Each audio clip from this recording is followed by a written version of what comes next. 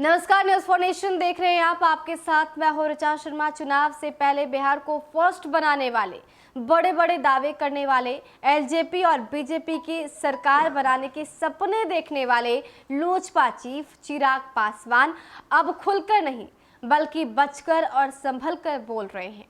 अब चिराग पासवान चारों तरफ से घिर चुके हैं।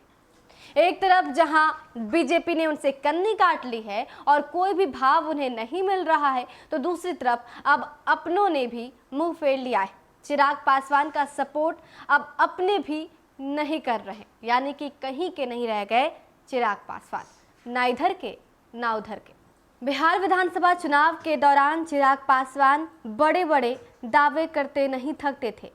लोजपा प्रमुख चिराग पासवान ने ये तक कह दिया था कि चुनाव के नतीजे बताएंगे कि बिहार में एलजेपी और बीजेपी की सरकार बन रही है। हालांकि चिराग पासवान हर मंच से ये खूब गरजते हुए कहते थे, लेकिन अब हालात ऐसी हो गई है कि अब अपने भी चिराग को नसीहत देने लगे।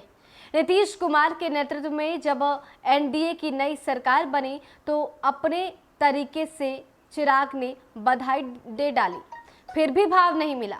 यहाँ तक कि सरकार के शपथ ग्रहण समारोह में भी बुलावा नहीं आया, तो सवाल भी उठ रहा है कि चिराग के इस हश्र के लिए कौन जिम्मेदार है।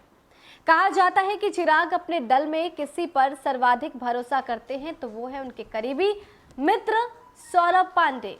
चिराग के सारे फैसले सौरभ पांडे ही लेते हैं। एलजेपी के एक वरिष्ठ नेता ने बताया है कि बनारस के मूल निवासी सौरभ पांडे के पिता मणिशंकर पांडे उत्तर प्रदेश में पार्टी के अध्यक्ष हैं। साए की तरह हमेशा चिराग के साथ रहने वाले सौरभ को लेकर एलजेपी के वरिष्ठ नेताओं में अच्छी धारणा नहीं है।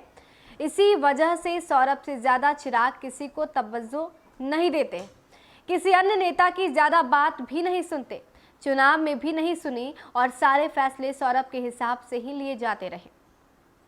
बिहार में अकेले चुनाव लड़ने के फैसले को भले ही चिराग खुद का बताते हो, लेकिन पार्टी के सूत्र बताते हैं कि पूरा फॉर्मूला सौरभ ने ही बनाया था। चिराग को कब, किससे और कैसे बात करनी है, किसी के साथ कैसे पेश आना है, सारी रणनीति सौरभ के हिसाब से ही तय होती थी। इसके लिए कभी कभी पार्टी प्रवक्ता अशरफ अंसारी की मदद ले ली जाती थी। अशरफ भी चिराग के इर्द गिर्द ही जमे रहने वाले शख्स हैं। अशरफ का एक भाई इलेक्ट्रॉनिक न्यूज चैनल में कार्यरत भी है। चुनाव से पहले एलजेपी के Bihar first, Bihari first vision document को तैयार कराने में सौरभ की बड़ी भूमिका रही। इस बारे में लोजपा के एक वरिष्ठ नेता ने बताया कि विजन डॉक्यूमेंट को कैसे तैयार किया गया, इसके बारे में भी सौरभ ने चिराग पासवान को गाइड किया। चिराग की जीजा और राष्ट्रीय जनता दल के वरिष्ठ नेता अनिल कुमार साधु ने चिराग को नकली हनुमान बताया और कहा कि बाल हट में उन्होंने अपने ही घर को जला दिया। रामविलास पासवान की पत्नी राजकुमार देवी ने नीतीश कुमार और लालू प्रसाद को अच्छा बताया और कहा कि चिराग को इतनी सीटों पर नहीं लड़ना चाहिए था। उन्होंने कहा कि चिराग मेरा बेटा है, भले माँ दो हैं लेकिन पिता तो एक ही थे। माँ होने के नाते मैं सलाह दे सकती हूँ कि नीतीश ने अच्छा काम किया तो जनता ने भरोसा किया, शराब बंदी करके भी ठीक किया। तो शराबबंदी को लेकर भी चिराग पासवान लगातार नीतीश कुमार के फैसले पर सवाल खड़ा करते रहे। उन्होंने कहा कि यहाँ पर खरीद फरोख्त की जाती है, लेकिन अब उनके ही अपने उनका साथ नहीं दे रहे।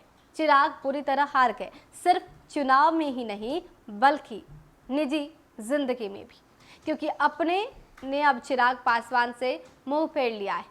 एक तरफ जहां वो सपने देखा करते थे कि बीजेपी और एलजेपी के साथ मिलकर सरकार बनाएंगे और लगातार पूरे कॉन्फिडेंस के साथ ये दावे भी करते थे, लेकिन चिराग के उस दावे की हवा निकल गई। फिलहाल के लिए इतना ही। बने रहे हमारे साथ और देखते रहे न्यूज़ फॉर नेशन। नमस्कार।